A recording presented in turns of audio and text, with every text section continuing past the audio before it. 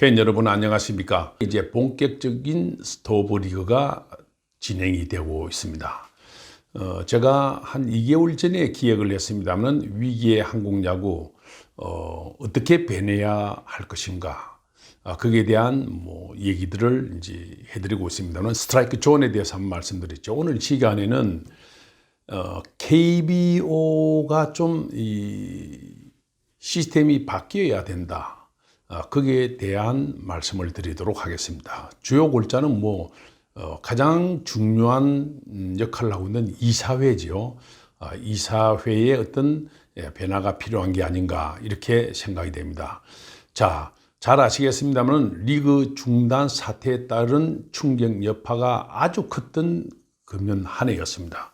그런데 리그 중단 과정에 대한 이사회 녹취록 공개가 처음으로 공개가 되었습니다. 사실 규명과 문제점은 이미 언론을 통해서 보도가 되었습니다. 그래서 문제점이 있으면 시정을 하고 잘못됐으면 사과를 하고 또 바로 잡도록 하면서 한국 야구가 앞을 향해서 나아가야 되지 않을까 보여집니다. 그래서 이사회도 이사회 회의록을 다는 공개할지 모르겠지만은 저는 이사회 회의록을 공개하는 게 맞다고 생각합니다. 그래야지만 그 이사들도 자기의 어떤 그 말에 대한 책임감을 갖지 않을까 이렇게 보여지기 때문에 이런 것들이 좀 보완이 되어야 되지 않을까 보여집니다. 오늘 제가 말씀드리고자 하는 것은 이사회나 총재 선임에 관한 이야기 이런 것들을 주로 해드리도록 하겠습니다. KBO는 팬, 구단, 야구인 관계를 잘 코디하면서 리그를 발전시키면서 리그의 가치를 올려놓아야 될 기구입니다. 또 그런 자리입니다. 그러나 KBO 사정은 그런 것과는 거리가 좀 멀다 이렇게 봐야 되겠고, 첫째로 총재 선임 방식이 구단주 승인을 거쳐야 됩니다. 여러분은 이 내용은 아는 분 많지 않을 것으로 보이는데 KBO 그 조직이 총회가 있습니다. 구단주들이 소속되는 총회가 있고, 그 다음에 사장단들이 소속되어 있는 이사회가 있고, 최근에 이제 야구인들이 좀 많아졌습니다만은 단장들이 이제 모여 있는 실행위원회가 있습니다. 그래서 이제 주요 안건이 경기 운영에 관한 이런 것들은 실행위원회를 거쳐서 그 다음에 사장단 회의를 거쳐서 이렇게 합니다. 그리고 구단주들이 하는 그 총회는 새로운 신생구단 사항이라든지 총재에 관한 건이라든지 총장에 관한 건이라든지 중요한 것만 나중에 사인을 하는 경우가 많습니다. 그것도 이제 이사회를 거쳐서 대개 구단 사장들이 구단주에 가서 사인을 받는 경우가 많죠. 그렇기 때문에 82년 프로야구가 출범했습니다만은 초창기에는 서종철 총재라는 막강한 군 출신의 총재가 있었기 때문에 구단주 총회를 하면은 좀 잘 모이고 이렇게 했지만은, 제가 알고 있기로는 구단주 총회는 적어도 20여 년간 이렇게 보면은 함께 모인 적이 거의 없다고 보면 좋을 것 같습니다. 그만큼 이제 글로벌 경제에다가 프로야구를 하는 그룹들이 세계 무대에서 경쟁을 해야 되는 그런 흐름 속에서 구단주들이 모여서 프로야구에 대해서, 프로야구 발전에 대해서 총재와 함께 막 수기하고 회의를 하는 그런 것들은 현실적으로 어려운 상황입니다.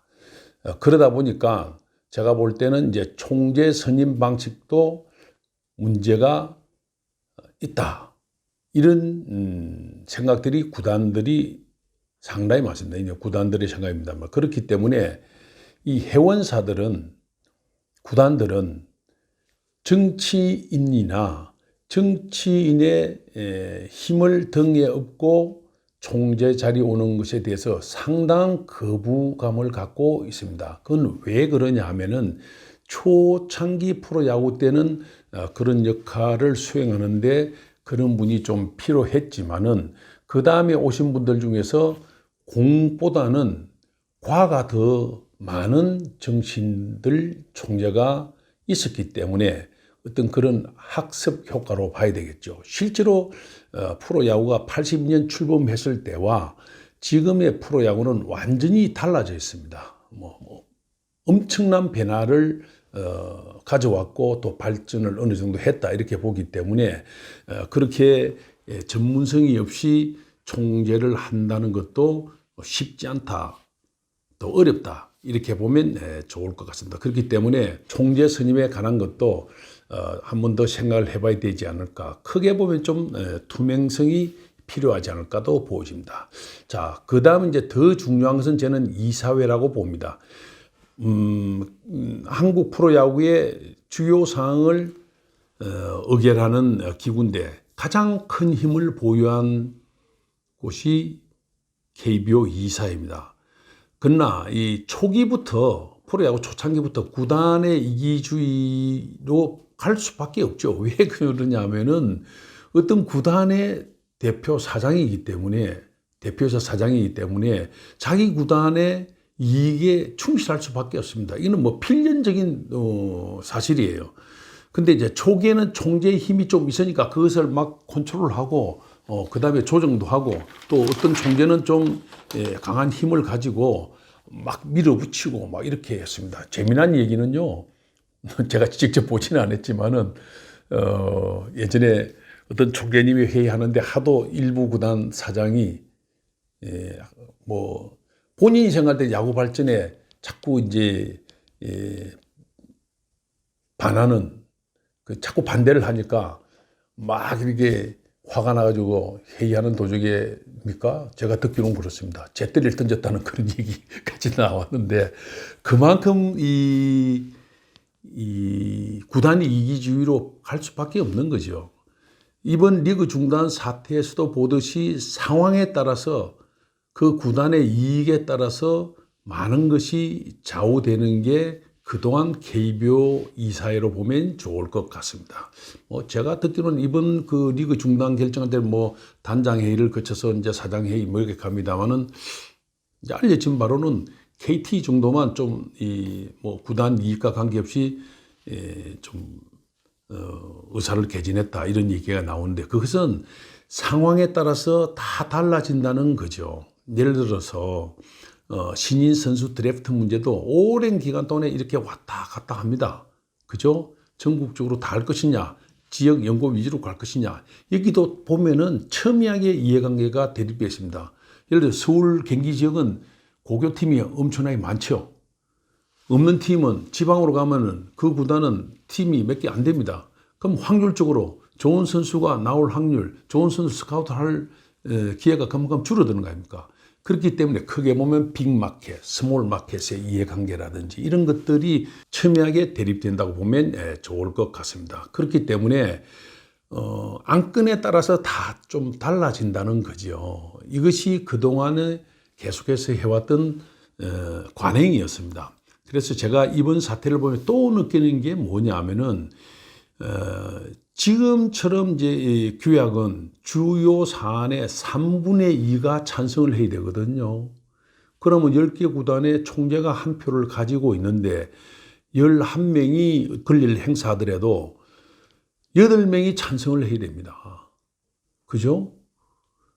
그러면은 이게 과연 객관적으로 발전 방향으로 가는데 걸림돌이 되는 경우도 많다 이렇게 봐야 되겠죠. 과반수가 아닙니다.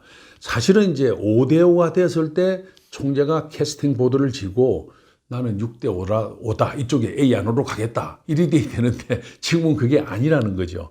제가 쭉 옆에 지켜보면은 그렇기 때문에 우리 야구에 프로를 포함해서 아마까지 포함해서 장기적인 발전 계획 수립 등이 힘든 구조다 이렇게 봅니다. 그리고 또 그렇게 되는 데는 이제 이 구단의 사장들이 대개 임기가 3년 전으로 보시면 될 거예요.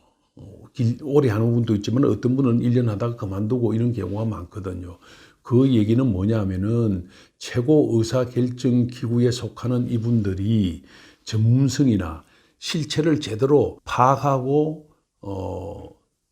대응하고 이런 능력을 갖추기에는 시간적 여유가 없는 상태에서 의사결정하는 경우가 제법 많다는 겁니다. 그러다 보니까 아무래도 단기적인 성과에 특히 구단의 우승이라든지 팀 성적에 치중할 수밖에 없는 그런 구조입니다. 그래서 제가 볼 때는 이번 기회에 뭐 이런 이사회 제도도 사회이사 제도를 도입해 보는 것도 한번 우리가 생각을 해 봐야 되지 않을까 보여집니다. 그래서 큰 틀에서 KBO의 변화가 있어야 팬들과 함께하는, 팬들이 납득하는 그런 KBO, 그리고 구단들이 그 이해관계에 따른